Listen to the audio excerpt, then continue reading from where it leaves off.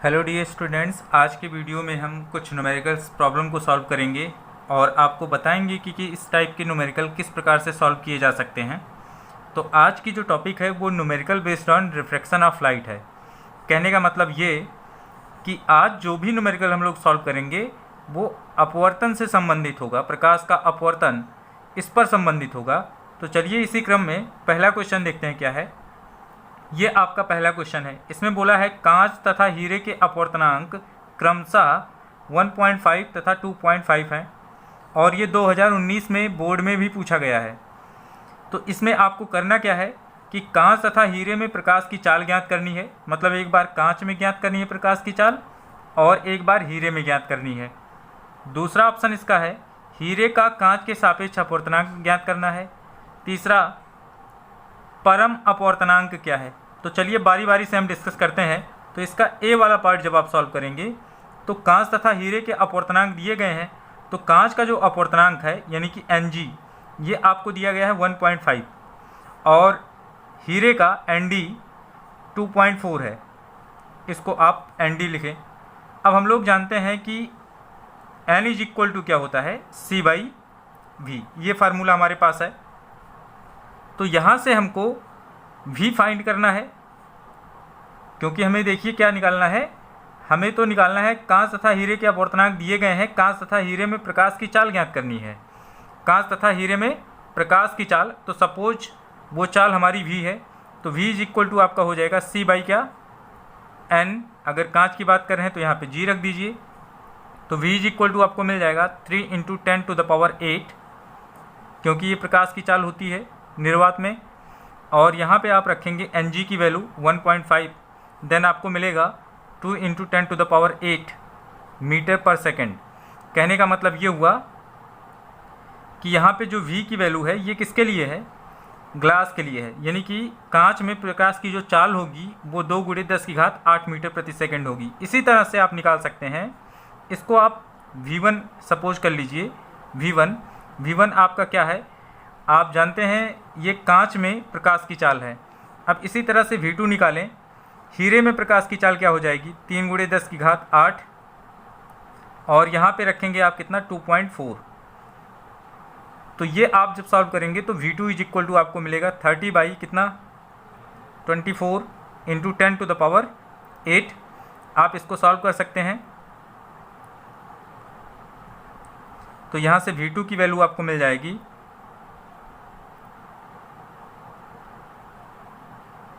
1.25 × 10⁸ metre पर second. ये आपकी वैल्यू हो जाएगी। तो पहला वाला ऑप्शन तो बहुत आसान है। अब इसी क्रम में पूछ रहा है कि हीरे का कांच के सापेक्ष अपवर्तनांक निकालना है। तो आप इसको पहले लिख लीजिए सही से। बहुत आसान है। अगर कॉन्सेप्ट आप अच्छे से समझे हैं तो कोई प्रॉब्लम नहीं आएगी। अगर नहीं भी समझे हैं तो आप माइंड करके यहाँ पे देखें तो आपको सारी बातें समझ में आ जाएंगी। आप कैसे लिखते हैं 1 और 2, मतलब एक के सापेक्ष दूसरे का अपवर्तनांक। तो यहाँ पे पूछा है इसने कांच, हीरे का कांच के सापेक्ष।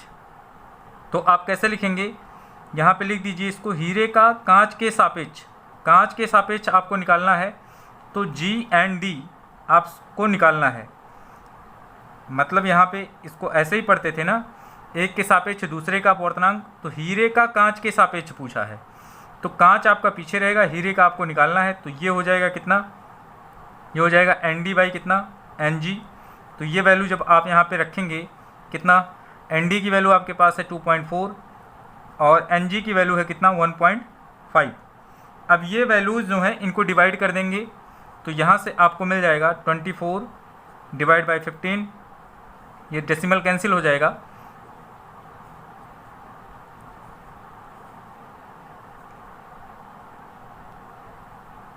.6 ये हो जाएगा आपका 1.6। तो ये वैल्यू बहुत आसान है। ये समझ लीजिए कि बहुत ही आसान ये न्यूमेरिकल्स हैं। आप आसानी से बस अपने कॉन्सेप्ट को क्लियर रखें, उसी के अकॉर्डिंग चलें तो आपको आंसर मिलता रहेगा। ये आपका आंसर हो जाएगा। अब यहाँ पे तीसरा वाला जो पूछा था इसने, परम अपवर्तनांक से आप क्या समझते हैं। परम अपवर्तनांक आप लोगों ने पहली बार शायद सुना होगा।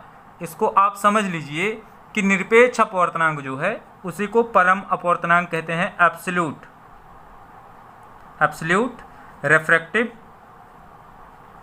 इंडेक्स, यही आपका परम अपवर्तनांक है। तो आप इसकी जो परिभाषा होती है उसी को आप लिख देंगे, सेम एज आपका परम अपवर्तनांक वही होता है। अब ये दूसरा वाला ऑप्शन ये है, उम्मीद करता हूँ कि ये आप सॉल्व करके हमें इसका आंसर ज़रूर कमेंट करेंगे। क्या है ये देख लेते हैं। यदि प्रकाश की एक किरण वायु से कांच के पृष्ठ पर 45 अंश पर आपतित होती है और या 15 अंश पर विचलित होती है, तो कांच वायु पृष्ठ के लिए क्रांतिक कोण की गणना करनी है। तो आप इस स्टेटमेंट को थोड़ा समझें। यहाँ पे एक प्रकाश की किरण आ रही है, 45 अंश पे इसका आपतन हो रहा है। किसके लिए? वायु से कांच के पृष्ठ पर। तो ये वायु से आ रही है, ये कांच है नीचे, यहाँ पर ये आपतित हो रही है और इसका जो विचलन है वो 15 अंश पर हो रहा है। मतलब यहाँ पे ये 15 डिग्री डिविएट हो रही है। यहाँ से ये इसका डिविएशन एंगल है जिसको हमने डी से लिखा है। अब ओवरऑल ये 45 है तो ये भी 45 होना चाहिए। शीर्षाभिमुख कोण है तो ये कितना हो जाएगा? 30 डिग्री। अब आपको पूछा क्या इसने कि कांच वायु के लिए क्रांतिक कोण की गणना करिए। क्रांतिक कोण तभी मिल सकता है जब आपको n फाइंड हो तब। तो n इज इक्वल टू आप जानते हैं क्या होता है, sine i by sine r. तो आई आर की वैल्यू आपके सामने है, यहाँ से रखेंगे, पहले आप n फाइंड करेंगे। फिर आप जानते हैं कि ए एन यहाँ पे g है, ग्लास में आ रहा है, इज इक्वल टू क्या हो जाएगा 1 बाई साइन सी। इस फार्मूले का यूज करेंगे तो यहाँ से साइन सी की वैल्यू आपको मिल जाएगी। उम्मीद करता हूँ कि ये क्वेश्चन सॉल्व करके आप इसका कमेंट हमें ज़रूर करेंगे। तो अब हम चलते हैं क्वेश्चन नंबर 2 की तरफ। सेकंड वाला क्वेश्चन क्या कहता है वो देखते हैं। अब ये आपका क्वेश्चन नंबर 2 है। अगर कॉन्सेप्ट आपको पता है तो मैं समझता हूँ कि बहुत ही ईजी है। अगर आपको कहीं प्रॉब्लम आ रही है तो आप हमें कमेंट करके तुरंत बताएं, हम उसका तुरंत सॉल्यूशन आपको देने का प्रयास करेंगे। लेकिन आपसे रिक्वेस्ट ये है कि वीडियो में लास्ट तक बने रहें, जिससे आपका कोई कॉन्सेप्ट अगर मिस भी हुआ है तो वो फिर से रिमाइंड हो जाए। तो चलिए देखते हैं ये क्वेश्चन नंबर 2 क्या बोला है। कांच का अपवर्तनांक दिया है 1.5। तो कांच का अपवर्तनांक यानी कि स्पेशली यहाँ पे मैं यहाँ पे लिखता हूँ, पहला वाला ऑप्शन में सॉल्व कर रहा हूँ, Ng इज इक्वल टू 1.5 है। जल का अपवर्तनांक आपको दिया गया है Nw इज इक्वल टू 1.2। अभी आपको प्रकाश की चाल जल में दी गई है, यानी कि यहाँ से अगर हम इसको लिखें Vw, यानी कि जल में प्रकाश की चाल है 2.25 इंटू 10⁸ मीटर पर सेकेंड। अब आपको निकालना है कि कांच में प्रकाश की चाल क्या है, Vg आपको फाइंड करना है। तो कोई एक कॉन्सेप्ट आप पकड़ लें, आप ऐसा लिख दें इसको कि Gn(w) मतलब कांच के सापेक्ष जल का अपवर्तनांक। तो इसको आप कैसे लिखते हैं, Nw अप साइड में, Ng डाउन साइड में। अब ये जानते हैं कि ये हो जाएगा Vg बाई कितना, Vw। ऐसा होगा क्योंकि हमने आपको बताया था कि जब 1 and 2 आप लिखते हैं तो इसको किस तरह से लिखते हैं, N2 बाई N1, और यही वैल्यू इक्वल हो जाती है किसके, V1 बाई V2 के। ये कहाँ से होता है, ये आप जब वेव ऑप्टिक्स पढ़ेंगे तब वहाँ पे हाइगेंस का एक प्रिंसिपल है, वहाँ से आप समझ पाएंगे। हालांकि हमने स्नेल्स लॉ को बताते समय ये चीज़ बताया था कि ये वैल्यू इसके इक्वल होती है। तो ये फार्मूला आपको अगर मिल गया तो यहाँ से अब इसको चूज कर लीजिए, इतना पार्ट इसका, और यहाँ पे वैल्यूज़ पुट कर दीजिए। आपको निकालना क्या है, आप देख रहे हैं Vg आपको फाइंड करना है।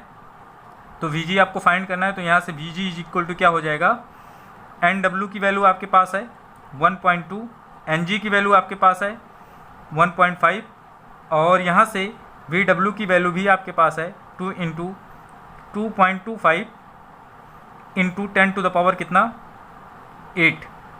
अभी यहाँ से Vg इज इक्वल टू आपको मिल जाएगा कितना, 12/15 इंटू 2.25 इंटू 10⁸, यहाँ पे 4, यहाँ पे 3।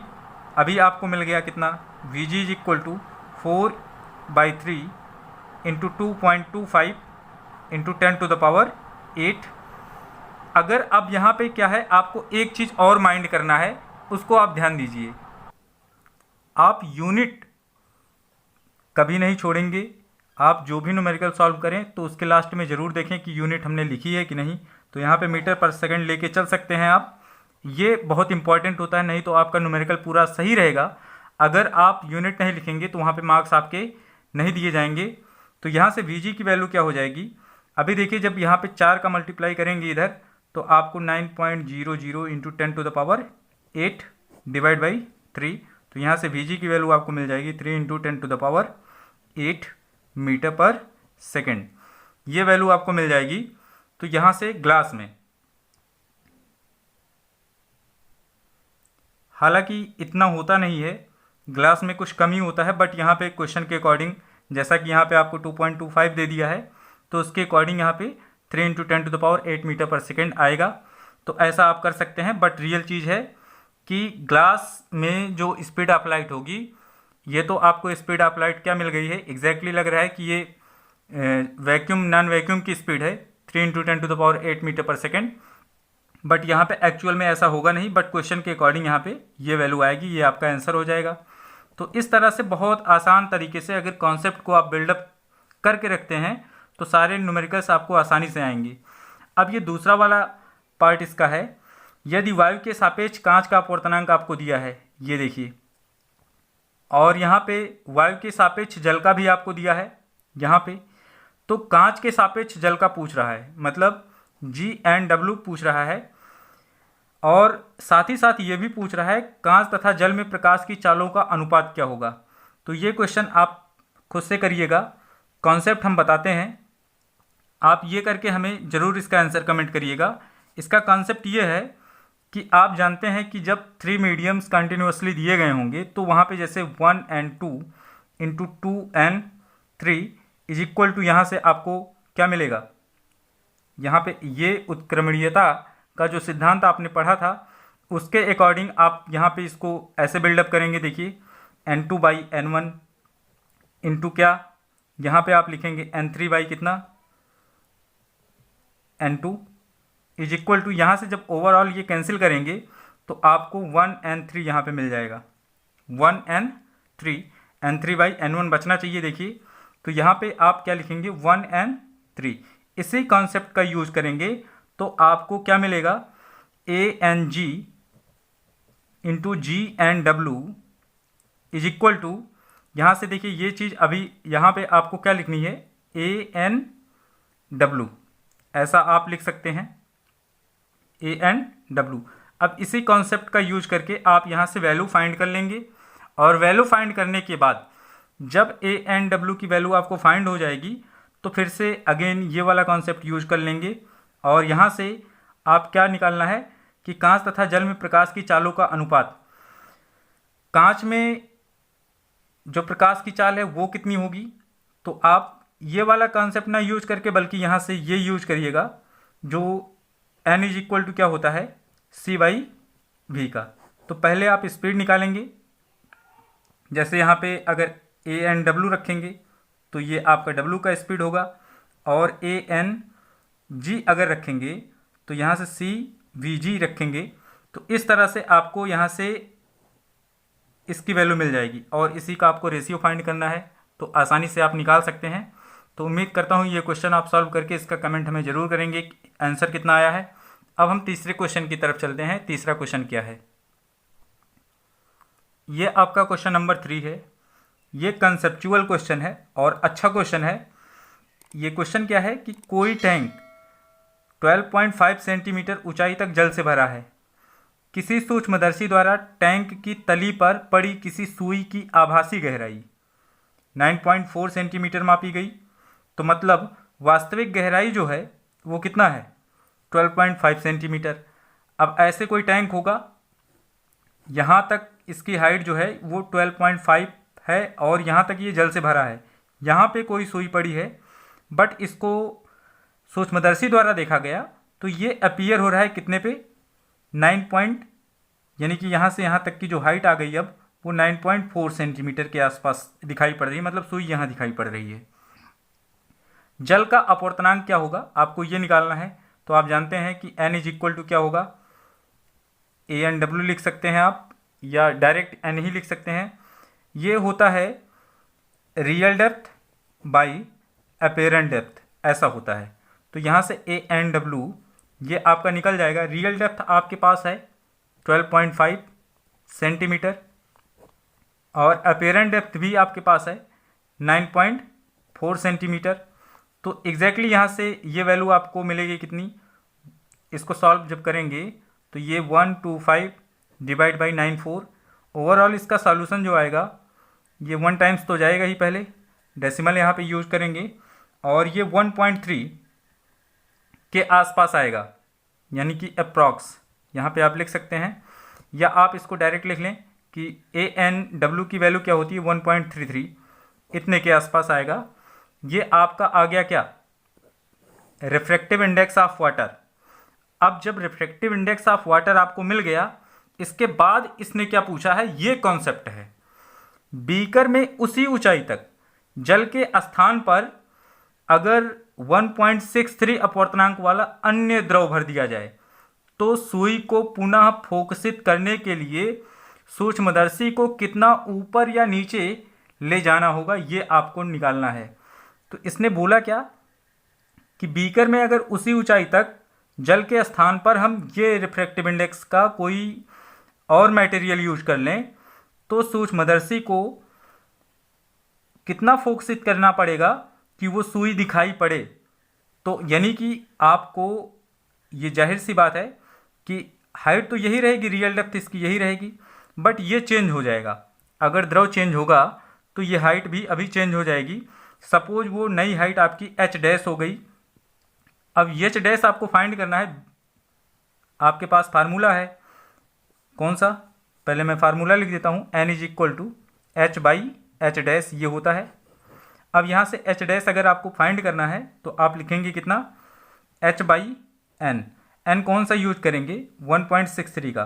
तो यहाँ से h dash is equal to आपको मिल जाएगा 12.5 और n की वैल्यू 1.63, ऐसा यूज करेंगे तो आपको मिलेगा 125 बाई 16.3।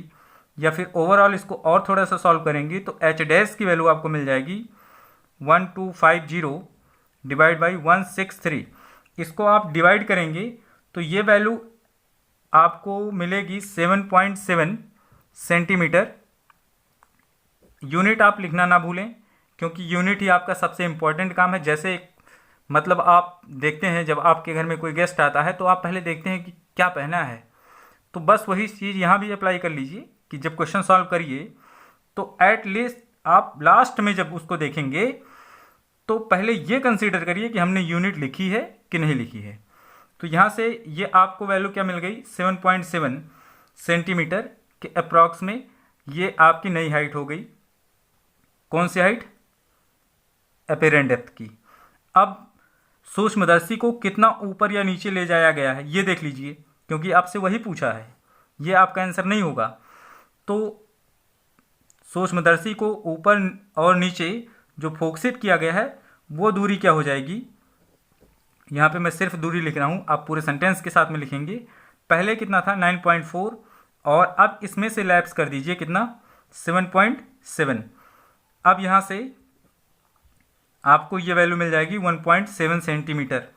अब 1.7 सेंटीमीटर बिकॉज हम देख रहे हैं तो 7.7 ये और ऊपर गया है।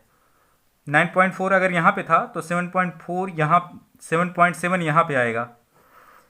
अब सूक्ष्मदर्शी को थोड़ा सा और ऊपर लेके जाया गया है तो ये वैल्यू आपकी हो जाएगी 1.7 सेंटीमीटर। अब हम क्वेश्चन नंबर 4 की तरफ चलते हैं। फोर्थ वाला क्वेश्चन आपको ही करना है, बस उसका कॉन्सेप्ट हम आपको बता देते हैं, वो आप करके हमें उसका आंसर कमेंट करिएगा। ये आपका क्वेश्चन नंबर 4 है। क्या है, जल से भरे 80 सेंटीमीटर गहराई के किसी टैंक की तली पर कोई छोटा बल्ब रखा गया है। एक कोई टैंक है इस तरह से, इसकी गहराई कितनी है 80 centimetre, means h is equal to आपको पता है। अब ये पूरी तरह से जल से भरा है। अब यहाँ पे कोई एक बल्ब है, क्योंकि इसकी तली पर छोटा बल्ब रखा है। जल के पृष्ठ का वह क्षेत्र ज्ञात कीजिए जिससे बल्ब का प्रकाश निर्गत हो सके। तो बल्ब अगर यहाँ पे जलेगा तो वो लाइट कैसे निकलती है, टार्च से स्प्रेड होके निकलेगी ना, ऐसे कुछ इस तरह से निकलेगा। और यहाँ पे ऐसा कुछ एरिया बन जाएगा। ऐसे ही आप देखा होगा, आपने फील भी किया होगा कि टार्च की लाइट ऐसे ही स्प्रेड होती है। तो ऐसे ही सेम यहाँ से निकलेगा। और ये हाइट आपको पता है h इज इक्वल टू कितना है, 80 सेंटीमीटर है। अब इसके बाद अब ये आप सोचिए कि लाइट कब यहाँ से निकलेगी। इस एरिया से मैक्सिमम लाइट, एरिया कम भी हो सकती है लेकिन अधिकतम क्षेत्रफल आपको निकालना है। तो ये वाला एंगल आपका क्या हुआ, लाइट यहाँ से जाएगी ऐसे, तो इसका कुछ यहाँ पे जब पहुँचेगी तो अपवर्तन हो जाएगा। तो लाइट एक तो यहाँ पे पृष्ठ से सट के निकल सकती है और यहाँ से हो सकता है सट के ना निकले, ऐसे भी निकले। तो यहाँ पे जो I की वैल्यू है ये इक्वल टू C होनी चाहिए, या I की वैल्यू लेस देन C होनी चाहिए। I की वैल्यू लेस देन C होनी चाहिए और इक्वल टू C होनी चाहिए, तभी ये बात बन सकती है कि लाइट इस एरिया से निकलेगा। सपोज ये रेडियस R है। अब यहाँ पे I की वैल्यू क्या है, C के बराबर है, तभी यहाँ से ये पॉसिबिलिटी बन रही है। और ये रेडियस आपने मान लिया क्या है, R है। तो ये मैक्सिमम जो एरिया होगी इसी से लाइट निकलेगी। तो ये इस केस में I is equal to C आपने मान लिया है। तो I is equal to C मानने के लिए अब इस कॉन्सेप्ट को यूज करके आप यहाँ से निकाल सकते हैं, मतलब इस एरिया का आपको जिससे लाइट निकल रहा है उसका क्षेत्रफल निकालना है, यानी कि ये हो जाएगा पाई आर स्क्वायर। लेकिन इसके लिए इम्पॉर्टेंट ये है कि आपको आर फाइंड करना पड़ेगा। अब आप इसमें अपना दिमाग यूज करके यहाँ पे आपको यूज करना पड़ेगा ट्रिग्नोमेट्रिकल रेशियोज़, यानी कि हो सकता है tan यूज हो जाए या साइन यूज हो जाए या कॉस यूज हो जाए। तो जिसका भी आप यूज करके यहाँ से ये वैल्यू फाइंड करके निकाल पाएँ उसका निकालें। बट आपको यहाँ पे n की वैल्यू ऑलरेडी दे रखी है इसने, n इज इक्वल टू कितना है 1.33। तो आप जानते हैं कि ANW is equal to 1/sin c यहाँ पे राइट डाउन किया जा सकता है। अब यहाँ से ये चीज़ तो हमने आपको इतना हिंट दे ही दी है और ये क्वेश्चन आप सॉल्व करके बताएंगे। अगर किसी स्टेप में प्रॉब्लम हो रही है तो आप हमें ज़रूर कमेंट करें, हम इसको बताएंगे आपको। और इस टाइप के क्वेश्चन अच्छे क्वेश्चन हैं, आपके माइंड की थिंकिंग को बढ़ाते हैं। तो आज के वीडियो में बस इतना ही। अगर वीडियो पसंद आई है तो वीडियो को लाइक और शेयर ज़रूर करें। लाइक तो ज़रूर कर दिया करिए, इससे मोटिवेशन मिलता है। और चैनल को सब्सक्राइब करें। धन्यवाद।